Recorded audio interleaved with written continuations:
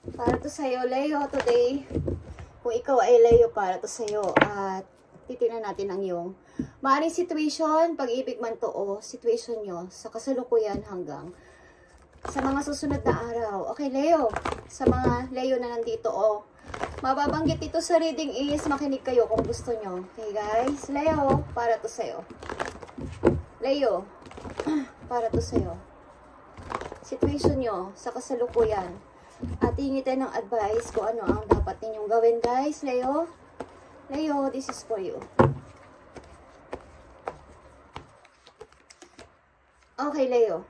Wisdom is here. Okay. May mga usapin kayo sa family. Maybe problema. At ilan sa inyong mga family humihingi ng advice o kayo mismo humingi kayo ng advice about sa inyong family kung kayo ay may asawa na, guys. May konti kayong struggle sa inyong buhay mag-asawa, Leo. Okay. Ano pa? Conflict and defeat, guys. Okay, struggle is here. Dalawang 5 na nandito, okay? Struggle ito. At maring ilan sa inyo is nahihirapan. May sakit ba kayo, guys? Ilan sa inyo is may sakit, may nararamdaman. Nahirapan kayong maglakad. Okay, ang ilan sa inyo is nagpo-forward, umaakyat, nagpo-forward, but bumabalik. Because hindi nyo kaya ng tuloy-tuloy na pagpo-forward. Maraming mga din sa imitation na tao din sa inyong paligid, guys. Halimbawa is inihimo kayong, yeah, Leo, mag-forward ka. Tuloy-tuloy lang sa pagmumoving, Leo, pero sa kalagitnaan iiwan kayo at ang gagawin nyo na lang is mag-quit sapagkat hindi nyo na kinakaya. Okay? Parang ang bigat ng energy dito. Ako na rin. Nalalaki ang aking nanay yung aking balahibo sa bato. Okay. Leo, tingnan pa natin ang inyong message. Amen. Okay. Material and spiritual prosperities is here. Ilan sa inyo din is nasa maayos na kalagayan sa buhay, but nag-iisa, okay? Walang kasama. O, ibig sabihin, wala pang iniibig at naghihintay ng taong talagang darating sa buhay ninyo. Something na nabigyan dito is may mangyayari na bagong pag-ibig na susulpot. Maaring ito ay water sign or fire sign na katulad ninyo, Leo, is meron dito ang paparating na pag-ibig. Ito ay Ace of Cups. Okay, bagong pag-ibig ito. Sa energy ng water sign.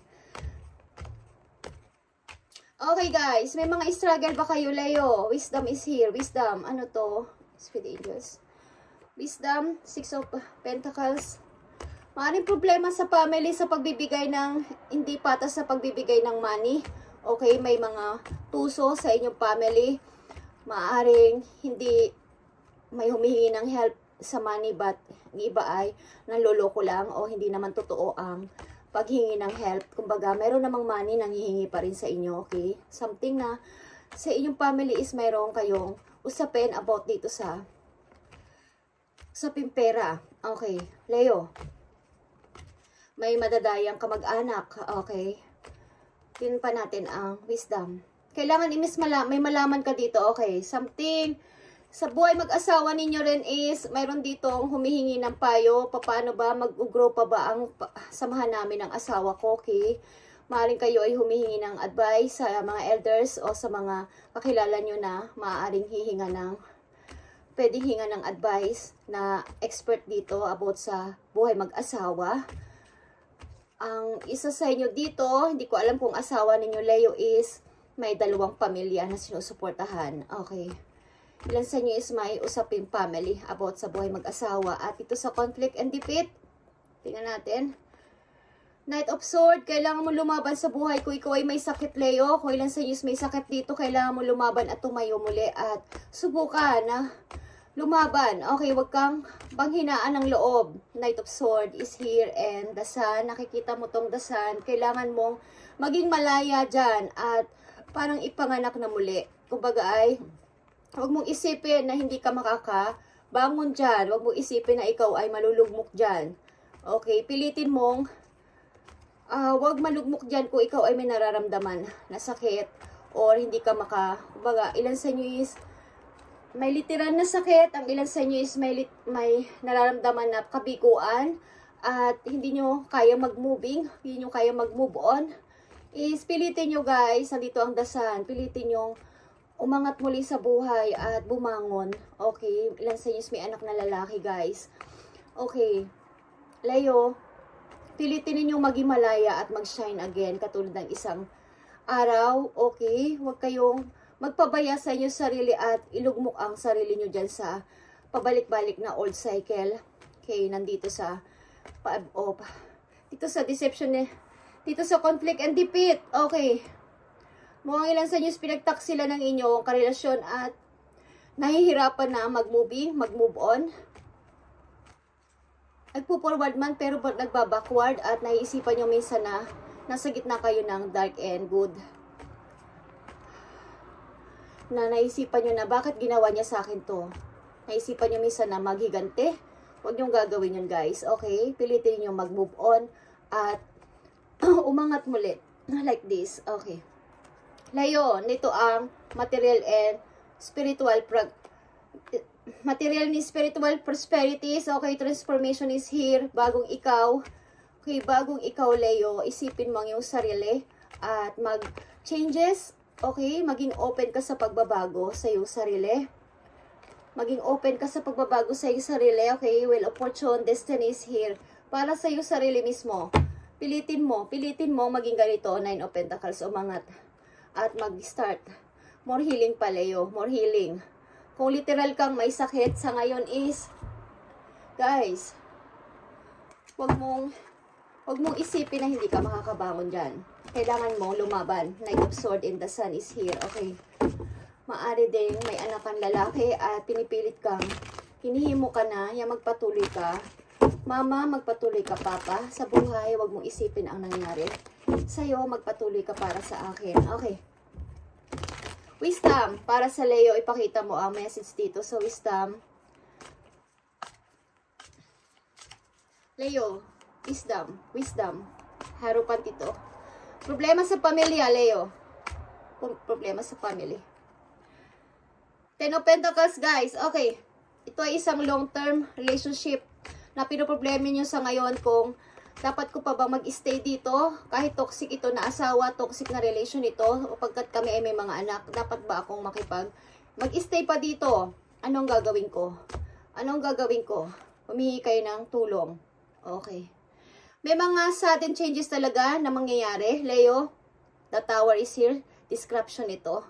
Mga usapin na pagtatapos sa isang relation, kahit ito ay long term, kahit kayo ay kasal. Sudden changes, ba't kailangan mo tong gawin at kailangan mong palayain ang iyong sarili dito, Leo, at kailangan mong lumaya sa isang situation na toxic at unhealthy relationship. Kailangan mo ditong lumaya. Kahit kayo na lang ng mga anak mo ang mamuhay, is masaya naman. Okay? Gawin mo to kung gusto mo. Tingnan natin ang conflict and defeat. Leo, ako'y parang pagod sa ang bigat ng energy. Queen of Swords. Okay. Pilitin mong maging matapang, Leo, as a Queen of Swords. Okay, kayo ba ay nakakaranas ng, ang ilan sa nandito sa reading ay mabigat ang energy. Okay, nahihirapan. At may literal na sakit. Pilitin mong makabangon dyan at pilitin mong tumayo sa sarili mong mga paa at huwag kang magpatalo sa iyong emosyon. Pilitin mong maging Queen of Swords at King of Pentacles. Nakikita mo to? Queen. As a masculine and feminine, is pilitin mo maging ganito, King of Pentacles and Queen of Swords. Maging matalino, bumangon muli sa buhay at mag-forward ng tuloy-tuloy. Huwag kang susuko. Pwede kang magpahinga, huwag kang susuko. Tuloy-tuloy lang, huwag kang bumalik at huwag kang mag-isip na maghiganti sa tao na to. Isipin mo na lang na makakarama din siya sa ginawa niya sa'yo. Okay. Mag-ingat kayo sa inyong guys, kaliwang paa. Sa inyong mga binte, guys. Okay. Kayo ba pagod na pagod, guys? Okay, material and spiritual prosperities is here. 9 of Swords. Okay. Magugulat-gulat kayo sa inyong mangyayari sa inyong pagbabago, guys. Huwag nyo isipin na kayo ay naka-stuck lang dyan. Okay. Isipin mong makasurvive the moon. Marami kayo kasi kinikim-kim na mga, okay, marami kayong kinikim-kim na sama ng loob sa inyong sarili. marami kayong mga parang mystery ito na marami kayong tinatago sa back ng inyong mind na hindi nyo mai-confess o mai-reveal sa iba sapagkat kayo ay malihim. Ang ilan sa inyo malihim kahit kayo nasasaktan na at marami mga pain na nararamdaman is malihim kayo sa inyong mga kasama sa buhay. Okay. Tingnan natin ang payo sa inyo ng inyong mga angels. Leo, ang bigat ng energy, okay? Huwag nyo isipin na hindi nyo kaya. Okay? Magtuloy-tuloy lang kayo, guys. At tuloy-tuloy ang healing. Tuloy-tuloy ang healing, guys. Tuloy-tuloy ang pagpapahinga at pagpupuno ng energy sa katawan ninyo. Tingnan natin ang payo sa inyo ng inyong mga angels para kayo ay magkaroon ng guide. Payo mo sa mga Leo na nandito sa reading. Ipitay mo ang tamang payo. Spirit angels from heaven. 1. Okay, Leo. Guardian of action is here. It's time for you to step up and okay, it's time to you step up and be the leader, Leo. Your natural leadership skills are being called into action. This is your moment in the sun, okay? To move in the light and shine for all to see. Nakikita mo to o naririnig mo? Kailangan mo mag-shine again like the sun. Like I said kanina, kailangan mo bumangon dyan at huwag nag-stay dyan o magpabalik-balik sa old cycle. Or kung kayo ay may literal na sakit, huwag kayong magpatalo sa inyong emosyon. Maging King o Pentacles kayo o Queen of Sword na maging matapang. Okay, be grounded. At tuloy-tuloy lang sa pag-move, guys. At huwag bumalik dito sa baba. Huwag bumalik. Tuloy-tuloy sa pag-akyat. Kailangan makita ng iba, ng mga taong nanakit sa inyo na kayo ay magsha-shine again. At maging leader. Kayo ay natural na leader. Okay? Leo, paulit-ulit ko yung sinasabi sa inyo. Your natural leadership skills are being called into action. Kailangan mong patunayan. Knight of Swords. Kailangan mo maging matapang, Leo. Please. Okay? Sapagkat ako ay nararamdaman ko ang energy dito. Lalo na dito sa gitna. Dito sa conflict and defeat. Nararamdaman kong may umiiyak. Huwag mong gagawin yan, Leo. Okay? Patunayan mong kaya mo.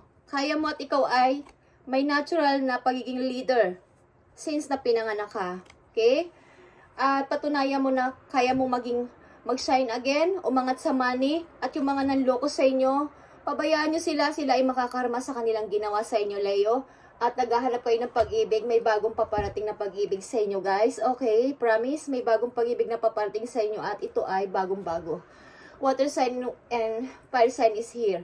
At mag-grow ka. Mag-grow ka, Leo, please. Okay, thank you and God bless, guys. At huwag kayong malungkot, okay?